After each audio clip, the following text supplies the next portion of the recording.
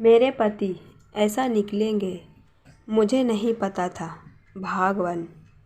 मेरी शादी को 1 महीना हो गया, लेकिन अभी तक मैं अपने पति को ना देख सकी, क्योंकि वह रात को जब आते तो लाइट ऑफ करके कमरे में आते हैं और सुबह मेरे उठने से पहले घर से निकल जाते हैं। मुझे बड़ा अजीब लगता। सास से पूछती तो वो मुझसे नज़रें नहीं मिला पाती। और सच जानने के लिए एक दिन मैंने अपनी जगह नौकरानी को सुला दिया और ख़ुद कमरे में छुप गई। जब लाइट जलाई तो मेरी चीखें निकल गई। मेरे साथ इतना बड़ा धोखा। आज मैं दुल्हन बनी बैठी थी अपने रूम और मुझे आए बहुत वक्त हो गया था, लेकिन अभी तक मेरे पति का कहीं आता पता नहीं था। अचानक से आने वाली नींद के झोंकों ने मेरी बंद आँखों को खोलने पर मजबूर किया था। मैं पिछले कई घंटों से अपने कमरे में बैठी अपने पति का इंतज़ार कर रही थी। अब तो बैठ बैठ कर मेरी कमर में दर्द भी शुरू हो चुका था। जब यूं ही जमाई लेते हुए घड़ी की तरफ नज़र दौड़ाई तो रात के 2 बज रहे थे। मेरे तो होश उड़ गए थे। आज तो मेरी सुहाग रात थी, मेरी पहली रात, जिस रात पति पत्नी एक दूसरे से कई वादे करते हैं और उम्र भर साथ निभाने की कस्में खाते हैं। मैंने अभी तक अपने पति को नहीं देखा था। कुछ हमारे ख़ानदान में रस्में भी थी। शादी से पहले लड़का और लड़की की फ़ोटो भी नहीं दिखाई जाती थी। बस छोटी बहन से सुना था कि मेरा दूल्हा बड़ा ही प्यारा है। खुद ही दिल में सपने बुनने लगी थी। इस रात का इंतज़ार तो न जाने मुझे कब से था, और मुझे जब लाकर इस कमरे में बिठाया गया तो मैं बहुत डरी सहमी सी थी। मगर इतने घंटे बैठने के बाद न सिर्फ मेरी कमर दर्द कर रही थी, बल्कि जमाई ले लेकर मेरे सारे सपने और ख्वाहिश भी ख़त्म हो चुका था। एक बार तो सोचा कि उठ के बाहर जाऊं और जाकर देखूं कि आखिर मेरा पति कहाँ है, मगर फिर बाहर जाना मुनासिब नहीं लगा। जब नींद में बहने लगी तो यूं ही बैठे बैठे बेड के क्राउन से टेक लगाकर सो गई। अब और इंतज़ार करना मेरे लिए मुश्किल था कि तभी दरवाजे का लॉक खुलने की आवाज़ आई। मैं हड़बड़ाकर आंखें खोलकर देखने लगी, मगर कमरे में तो खूब अंधेरा फैल चुका था। मैंने सहम कर कहा कि कौन है, मगर पैरों के चप्पल की आवाज़ मुझे सुनाई नहीं दी। मैं सकपकाकर बोली कि सुनिए जी, क्या ये आप हैं? ये कमरे में इतना अंधेरा क्यों कर दिया? क्या लाइट चली गई है? मैंने एक ही सांस में कई सवाल कर डाले थे। तभी गला खखर कर एक मर्दाना आवाज़ गूंजी, मैं हूँ आपका पति। इतना सुनना था कि मेरे दिल की धड़कन तेज़ हो गई। हालांकि मैं जानती थी कि उस वक्त मेरे कमरे में मेरा पति ही आ सकता है।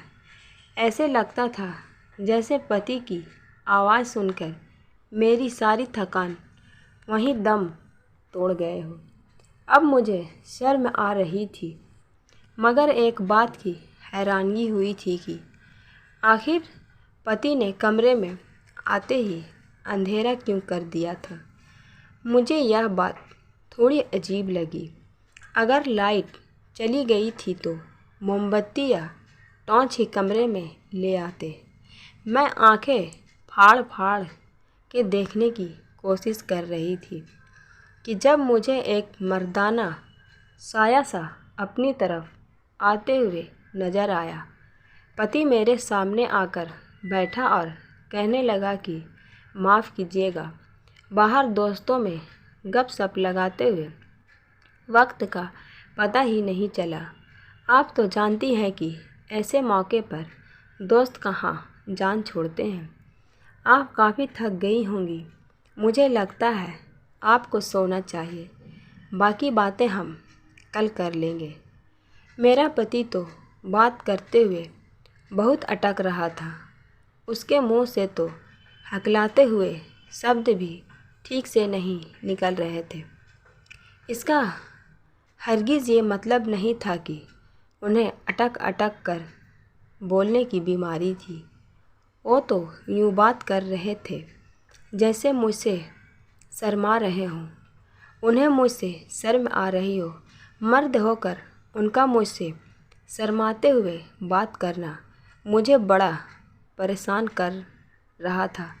फिर याद आया कि छोटी बहन ने भी बताया था कि दीदी आपके मंगेतर बड़े शर्मीले किस्म के हैं। मैंने पति से कहा कि आपने कमरे में अंधेरा क्यों कर दिया? क्या आप मुझे देखना नहीं चाहते? जाहिर है एक औरत शादी की रात बस अपने पति के लिए ही तो सजती संवरती है, ताकि उसका पति उसे देखे, उसकी तारीफ़ करे। मेरी बात सुनकर पति कुछ देर खामोश रहा और फिर कहने लगा कि मैंने तो आपको जी भर के देख लिया था जब आपको मेरे पास लाकर बिठाया गया। आप बहुत खूबसूरत हैं और हमारे यहाँ एक रस्म है, मुझ पर किसी ने जादू करवाई थी ताकि मेरी शादी ना हो सके। इसलिए पंडित जी ने बताया कि तुम्हें कुछ दिन तक रात को अंधेरे में पत्नी के पास जाना है। मुझे ये बात बड़ा अजीब लगी थी, मगर उस वक्त मैंने इस बात को सच मान लिया, क्योंकि पहली ही रात में किसी बहस में नहीं पड़ना चाहती थी। उस रात मैं सोने के लिए लेटी तो मेरा पति पहले ही लेट चुका था। दिल में एक ख्वाहिश थी कि पति का चेहरा देखूं। आखिर वो मेरा पति बन चुका था। जब वह बारात लेकर हमारे यहाँ आए थे तब भी उनके चेहरे पर सेहरा बांधा गया था, जिसमें फूलों की लड़ियों में मुझे उनका चेहरा दिखाई नहीं दिया था। रात गुजर गई। मैंने सोचा कि चलो ये रात भी गुजर जाने दूँ, चंद घंटों की तो बात है। सुबह होते ही मैं अपने पति को देखूंगी। मैं पति के पहलू में सो गई। सुबह जब मेरी आंखें खुली तो मैंने मुस्कुराकर बेड के दूसरे तरफ देखा। मैं चौंक कर उठ बैठी, क्योंकि बेड तो बिल्कुल खाली था। वहाँ पर तो मेरा पति ही नहीं था। वॉशरूम भी खुला था। मैं हड़बड़ाकर उठ बैठी और कमरे से बाहर निकल आई। बाहर आकर देखा तो मेरी सास परेशान सी बैठी थी। मुझे देखकर उनके चेहरे पर फ़ौरन मुस्कुराहट छा गई, मगर उन्होंने कुछ पढ़ते हुए मुझे इशारों से अपने पास आने को कहा। मैं उनके पास गई और साथ साथ आसपास अपने पति को भी देख रही थी कि वह कहाँ चले गए। मैं सास के पास गई तो उन्होंने फ़ौरन मुझ पर फूंक मार दी। शायद वो कुछ पल पढ़ रही थी और वह मेरे लिए ही पढ़ रही थी जो उन्होंने मुझ पर पढ़कर फूंका था। यह देखकर मुझे पति की बात याद आने लगी। शायद ये मेरे और मेरे पति के लिए ही था। लगता था सचमुच में उन पर कोई जादू हुआ है। तभी तो सास भी मुझ पर कुछ पढ़ के फूंक रही थी। मैंने उनके पास बैठते ही सवाल किया कि वो कहाँ है। मुझे तो कहीं कमरे में नज़र नहीं आए। तो सास दूसरी तरफ देखते हुए कहने लगी, बेटा वो काम पर जा चुका है। मैंने घड़ी की तरफ देखा तो सुबह के 8 बज रहे थे और ऑफिस का वक्त 10 बजे से शुरू होता है, फिर 8 बजे वह कैसे चले गए? सास मेरी नज़रों को देखकर सवाल समझ चुकी थी और कहने लगी कि बेटा, उसके काम का कोई पता नहीं। वो अपने दोस्त के साथ मिलकर कारोबार करता है और दिल जब चाहे तभी घर से चला जाता है। तुम नाश्ता कर लो। मुझे यह बात बड़ी अजीब लगी। मेरा दिल चाहा सास से पूछूं, क्या पति की शादी में मर्जी नहीं थी? ना ही रात को उन्होंने मुझसे कोई बात की थी और ना ही वो चेहरा दिखाए। कैसे चले गए? भला कोई अपनी शादी के अगले दिन भी काम पर जाता है? मैं इसी सोच में गुम थी कि सामने वाले कमरे से एक लड़का निकला। मैंने उठकर देखा और जल्दी से अपना दुपट्टा सर पर ले लिया। मेरी सास मुस्कुराकर कहने लगी कि बेटी, ये तुम्हारा देवर है। मैंने सरसरी सी नज़रें दौड़ाकर उसको नमस्ते किया तो आंखों से ही जवाब देकर वहाँ से बाहर चले गए और सारा दिन भी यूं ही गुजर गया। मैंने नोट किया था कि मेरी सास काफ़ी परेशान दिखाई दे रही है, जबकि वो तो मिजाज की बहुत अच्छी औरत थी। हमारा रिश्ता होने के बाद वह कई बार हमारे घर आई थी। मैंने उनके चेहरे पर कभी उदासी नहीं देखी थी और बहुत खुशमिजाज थी। मुझसे बहुत प्यार से मिलती थी। मैं तो बहुत खुश थी कि चलो सास बहू में खूब जमेगी, मगर अब तो मुझसे बात भी योग्य ख्यालों में डूबी हुई करती थी। मैं जब बुलाती तो ख्यालों से निकलकर मेरी तरफ देखने लगती। इस घर में मेरे पति सास के अलावा एक मेरा देवर भी था। हम 4 लोग ही यहाँ पर रहते थे। मैं शाम में अपने पति के आने की राह देख रही थी।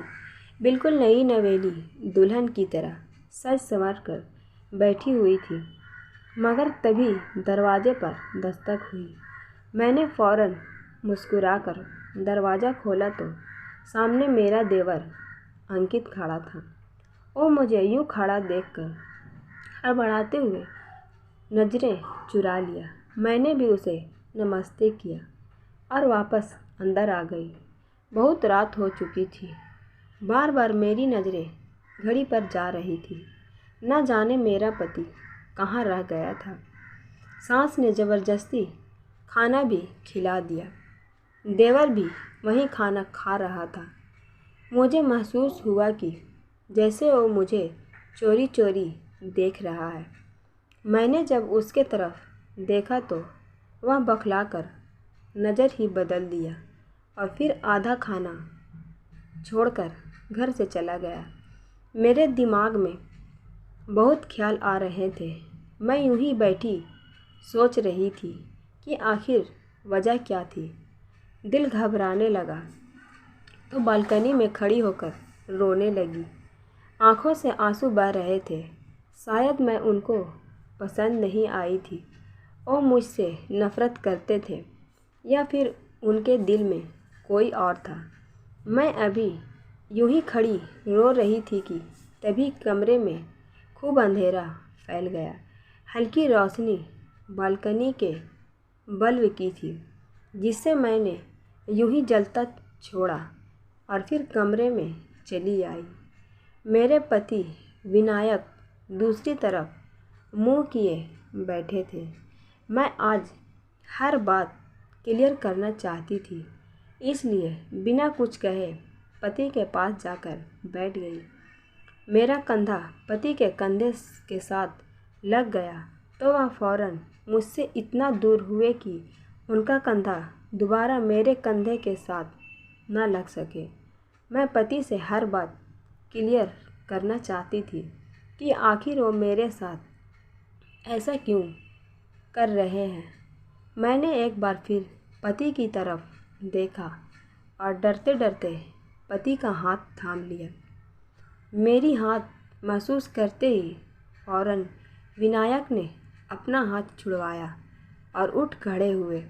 दूसरे तरफ मुंह मोड़ के कहने लगे कि जो भी बात करनी है जल्दी करें, मैं बहुत थका हुआ हूँ, मुझे नींद आ रही है। पति की बातों मेरी आंखों में आंसू ले आया था। मैं बोली कि क्या आप किसी और को पसंद करते हैं?